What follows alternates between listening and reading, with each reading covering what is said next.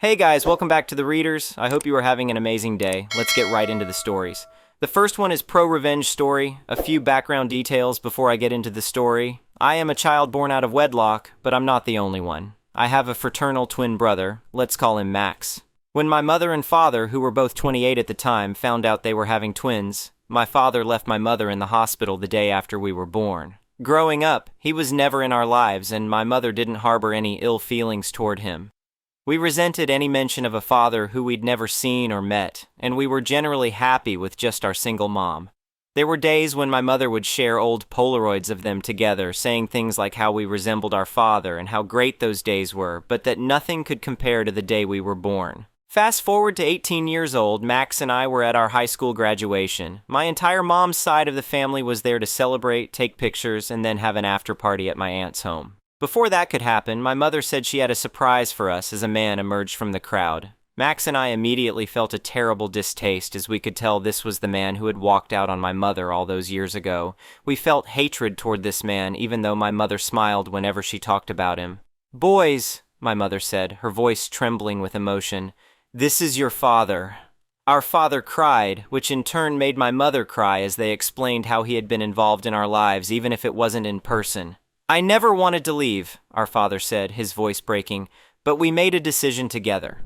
My parents told us that when we were born, they agreed they couldn't take care of twins with the income they had. With a verbal agreement, my parents decided that my father would have to walk away for most of our lives to support us by sending money from a job miles away from our hometown.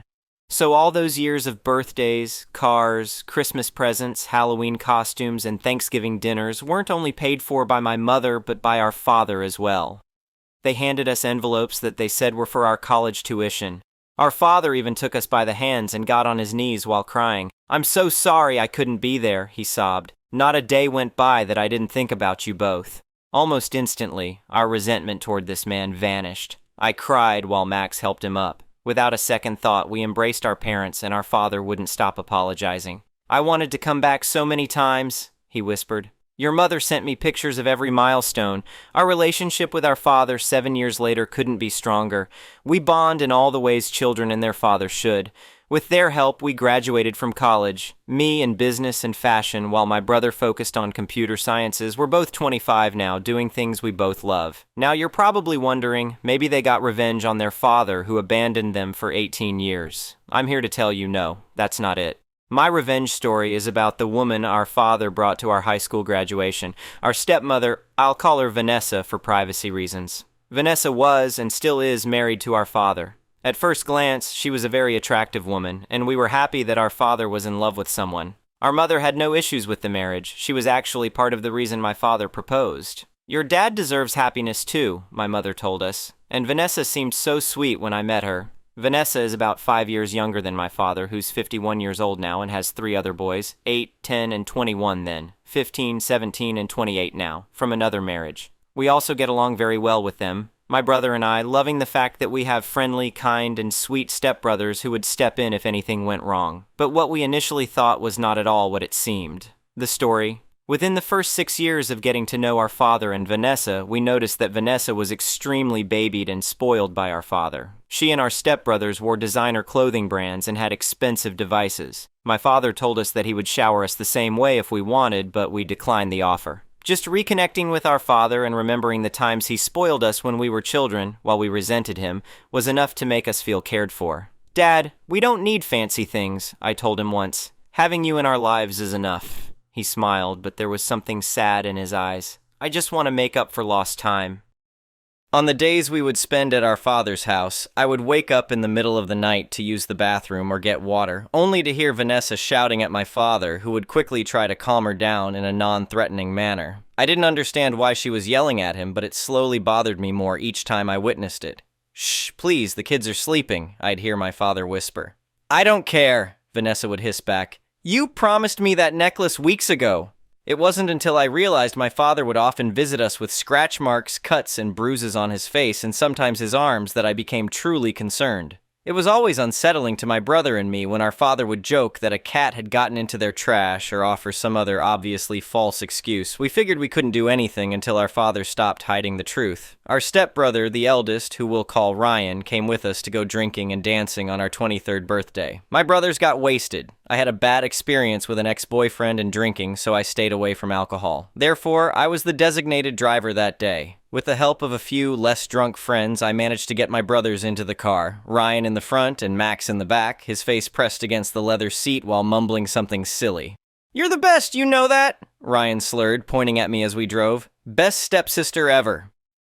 As we drove home, Ryan was slowly sobering up, but I could tell he still couldn't fully comprehend what he was saying. He smiled at me with his silly drunk face and slurred something about how lucky they were to have such a caring father and how much his younger brothers loved us.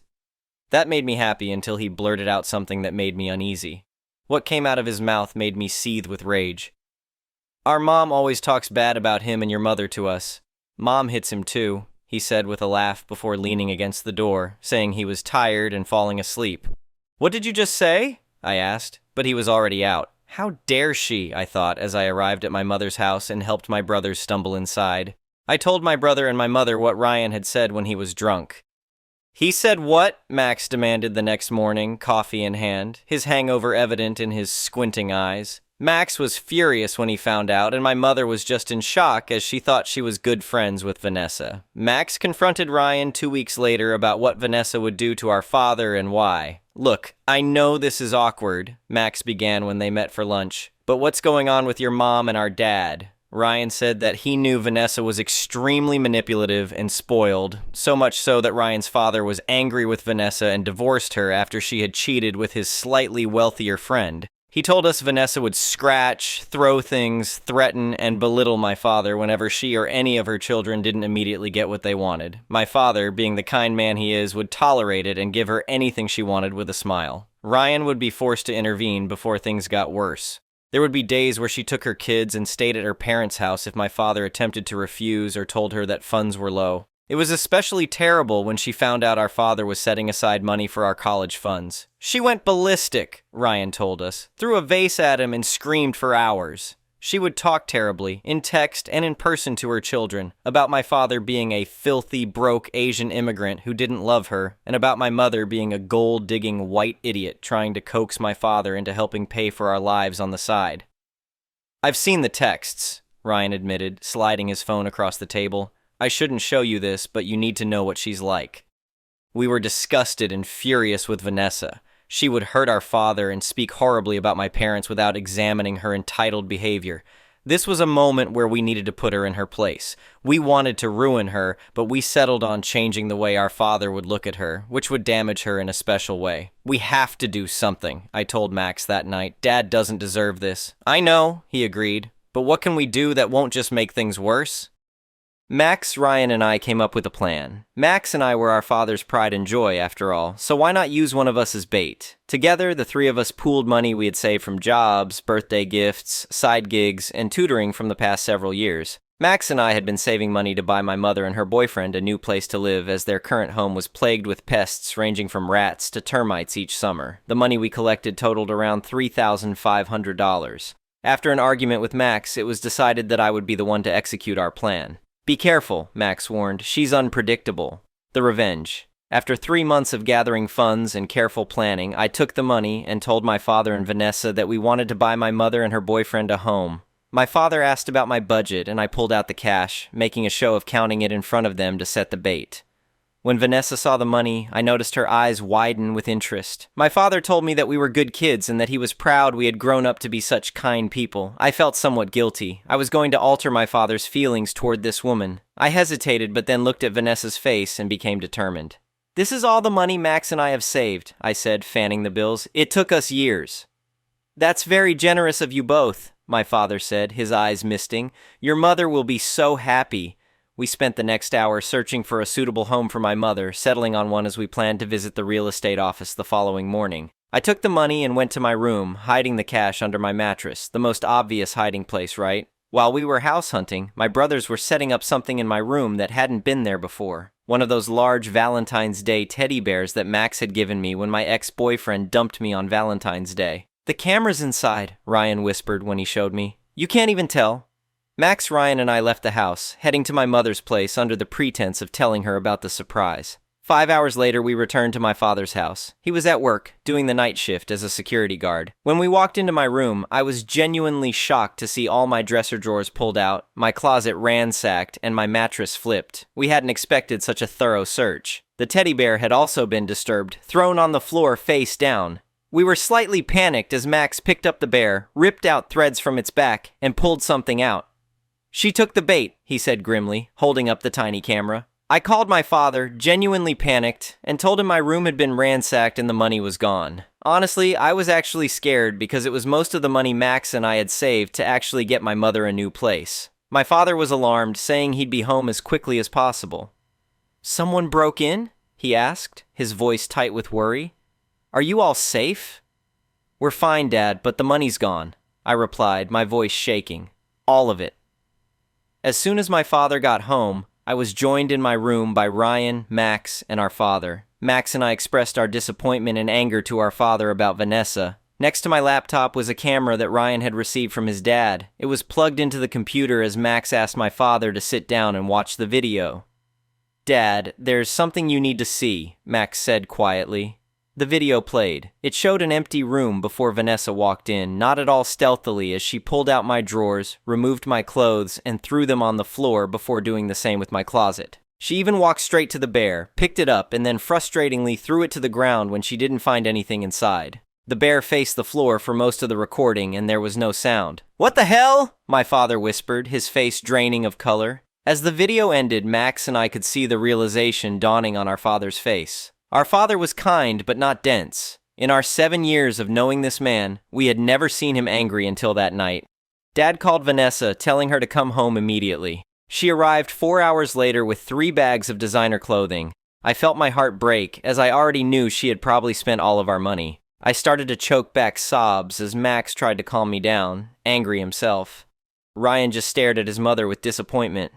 "Where have you been?" our father demanded when she walked in. "Shopping," she replied casually. "Why?" my father began to shout at Vanessa. He reprimanded her for spending the hard-earned money of their children. She scoffed, handing over an envelope with only 3/4 of the original amount and some change. "What's the big deal?" she said. "They can save up again. They're young." This only made my father angrier as he shouted at her to get out of his house, threatening to divorce her and throw her onto the streets without her purchases. Her eyes widened and her face contorted into an expression of panic. She began to plead and beg as my father forcefully turned her around and pushed her out of the house, still yelling about how horrible she was. "Please, honey, I'm sorry," she cried, her voice breaking. "I'll return everything." "Get out," my father roared. "I don't want to look at you right now." Ryan was forced to follow because even though she was a horrible person, she was still his mother. For only 10 minutes, Vanessa banged on the door and begged to be let back in before she was forced to leave my father's property. "This isn't over," she yelled from the driveway. "You can't do this to me." My father apologized profusely that night, as I did nothing but stare at the leftover money and cry in my room. "I'm so sorry," he said, sitting on the edge of my bed. I had no idea she would do something like this. My father is still married to that woman, but he refuses to look at her most of the time or sleep in the same bed. He still loves her in a way as a husband would a wife, but now it's different for him as his wife was the thief who stole from his own children. We gave Ryan his portion of the bait money and got back some of the funds when Vanessa returned a few of the items to the stores. "It's not about the money," I told my father a few weeks later. "It's about respect." "I know," he said softly. "I'm starting to see that now." Fortunately, 2 years later, we finally bought my mother a 3-bedroom, 2-bathroom house in a pest-free neighborhood. She was incredibly grateful. "You didn't have to do this," she said through tears as we handed her the keys. "We wanted to," Max and I replied in unison. "Maybe now it's time to help save up for divorce money. If you've read this far, I'm so glad you wanted to stick around until the end. That is all." The next one is an entitled people story. I was just trying to live my life in peace after serving my country. That's all I wanted after 2 tours in Afghanistan left me with a prosthetic leg and enough PTSD to last a lifetime. The VA helped me get a modest ranch-style house in a quiet suburb outside of Columbus. Nothing fancy, but it was mine. And after living in barracks and tents for years, it felt like a palace. For the first 6 months, everything was fine. I kept to myself, worked on fixing up the place bit by bit as my disability allowed, and started growing vegetables in the backyard. Gardening became my therapy. It gave me something to focus on besides the memories and the phantom pain in a leg that wasn't there anymore. Then Karen moved in across the street. She was one of those people who introduced herself to everyone by telling them how much her house cost. Within a week, she'd formed an unofficial neighborhood committee, even though we didn't have an HOA. I avoided her meetings, which apparently made me suspect number 1 on her list of neighborhood problems. The first confrontation happened on a Saturday morning. I was outside working on my truck, which I'd parked in my driveway. "Excuse me," came a shrill voice from behind me. I turned to see Karen standing at the edge of my property, designer sunglasses perched on her head, holding a clipboard. "We don't allow vehicle repairs in driveways in this neighborhood." I wiped my hands on a rag. "Good morning to you too, I'm just changing my oil. It looks unsightly. You need to do that in your garage." "My garage is being used for storage until I can build a shed, and there's no rule against working on your own vehicle on your own property." Karen's face pinched like she'd bitten into a lemon. "Well, there should be. It's bringing down property values." I just nodded and went back to work. She huffed and walked away, but that was just the beginning. Over the next few weeks, she found something new to complain about every few days. My garbage cans were visible from the street, my grass was half an inch too tall, the American flag I hung on my porch was too large and nationalistic.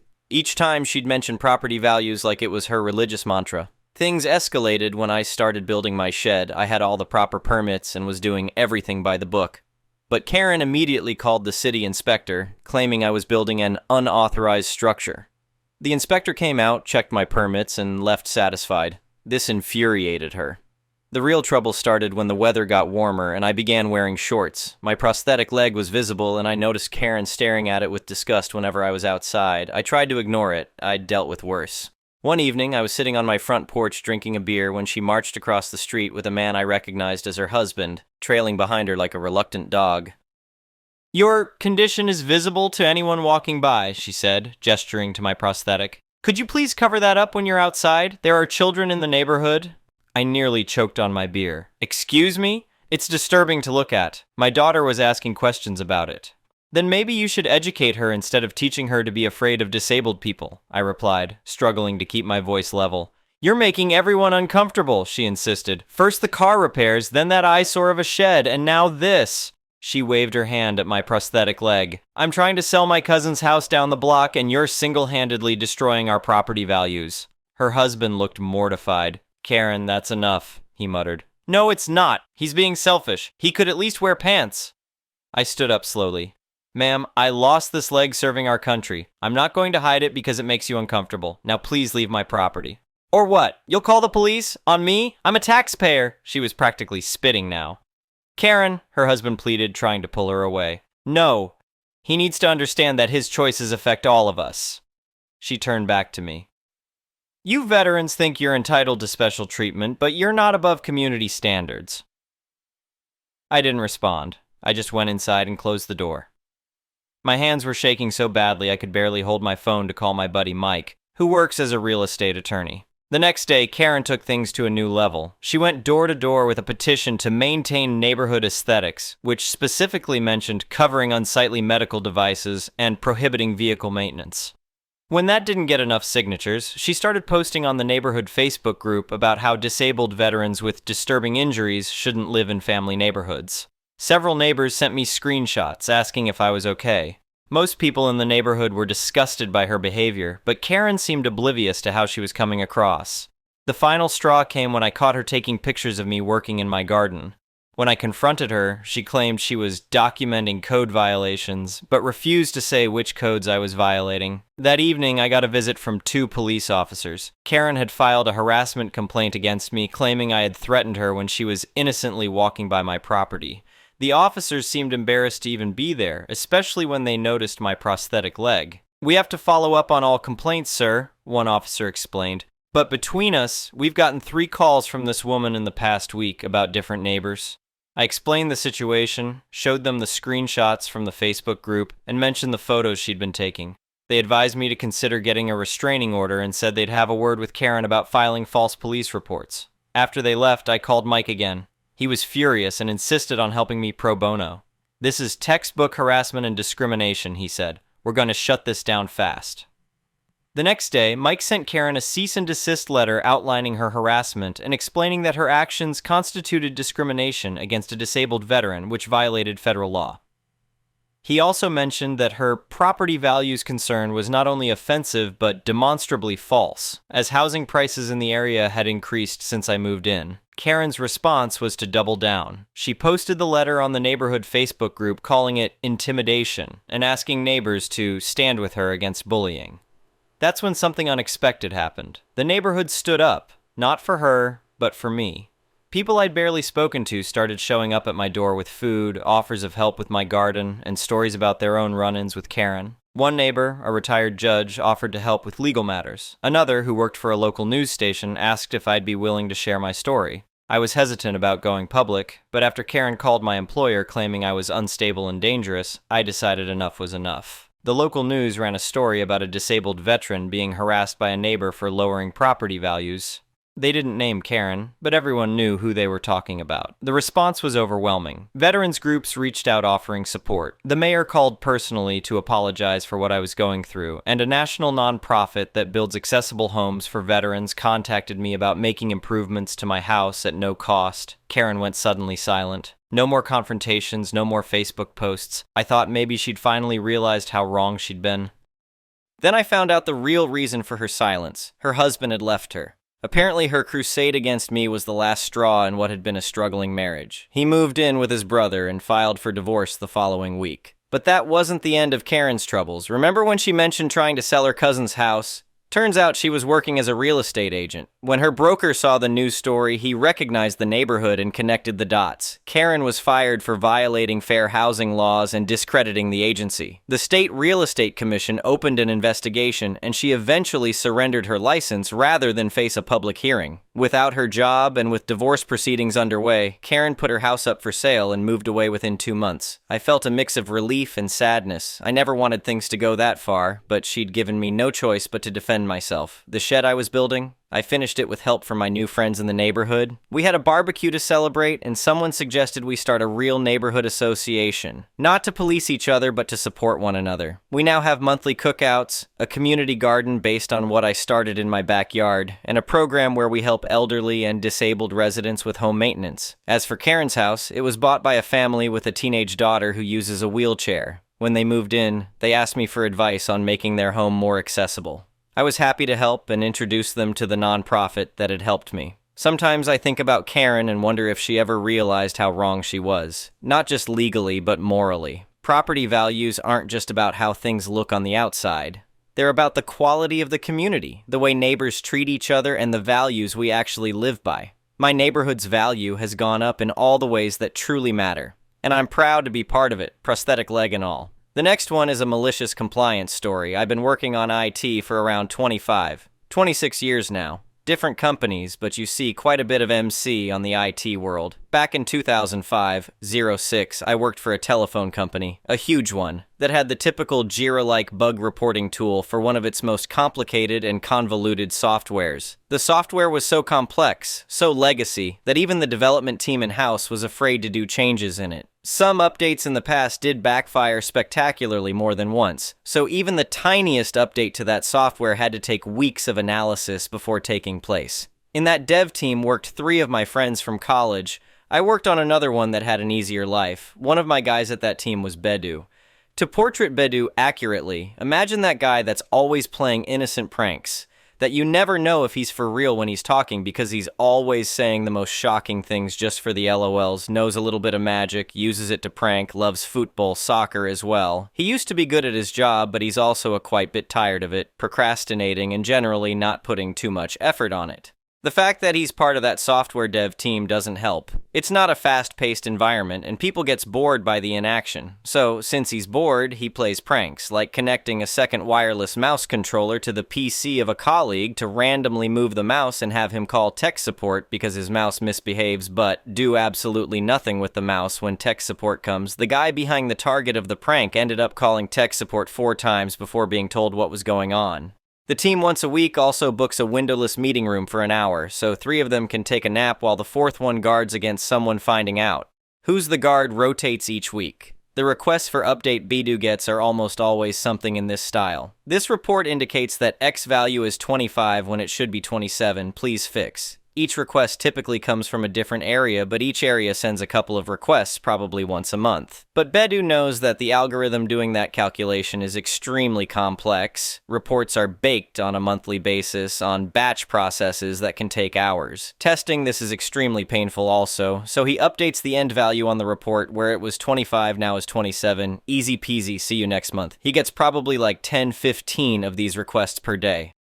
Bedu updates the bug tool ticket stating on the comment field something like end value verified and corrected, and moves on. New boss comes to that dev team from another team on the company. He's well known around the company as being quite dense. He instantly clashes with the team. He thinks quantity equals quality and loves to look into numbers. He comes from the database world, so he's constantly using queries to gather information. He also thinks that each ticket solved is because the underlying condition is being solved. He knows nothing about the complexity of the system. He just thinks that the team is really good at identifying causes and solving them fast. Glorified pencil pusher. He gathers the team and says that he did a query and found out that the comments being put into the bug tool are really short, like less than 50 characters long, and that is not enough to explain what has been done to solve the incident. The whole team explains that what's being put into the comment field is more than enough. He says that comments should at least have 1,000 characters. It's the minimum he'll accept. He says that having comments with less than 1,000 characters will impact his valuation of the work being done. Bedu, being the devious character he is, decides to complain, especially since he knows that boss would never open the bug tool. He loves his databases.